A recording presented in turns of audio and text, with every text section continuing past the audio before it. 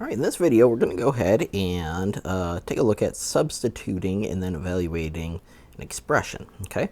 And what substitution means is that you're going to get some defined values up here, okay? And that means is that those values are given, those, I should say, variables are now given a constant value, and so therefore we want to plug them on in to an expression, and these guys are the expressions right here, and then basically evaluate it, which it is come up with an answer.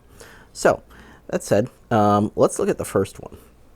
Is that it goes 6 times a. Now a is, and we want to put parentheses around whatever that we're putting in. So a is defined as 5 up top minus 4 times, and then we're going to drop in the 3 there. And then we follow the order of operations to go ahead and knock these things down. Okay, so we're just multiplying two things out. So we got 30 minus and 12.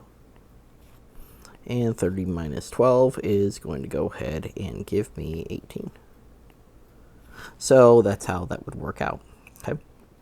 Now, the next one, if we're dropping parentheses, if we already got a parentheses, don't feel like you can't put another set of parentheses in there. So if I'm going to evaluate this guy and I'm going to drop C in there, I'm going to go parenthesis, then I'm going to drop C in there, which is 4. I don't want to put C again, that would be silly, plus 5, and then all over whatever B is. And again, I always put parentheses just because it is it can get you in trouble if you don't. Okay, so that said, is that when we go ahead and put the pieces together here, we want to do our parentheses out first, and our parentheses up top, it's going to be these guys, so that's going to give us 9 divided by 3, and so at the end of the day, that's just going to be giving us, let's see, 3. Okay, and then finally, dropping these in with some parentheses as well. So we got C, which is 4, plus A, which is going to be 5 squared, plus B, which is 3.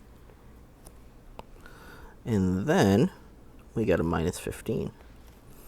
So putting the pieces together, we want to do our order of operations, and let's clear up this part first and then inside the parentheses. So bringing this down, we get 4 plus, and then we can go parentheses 25 plus 3 minus 15.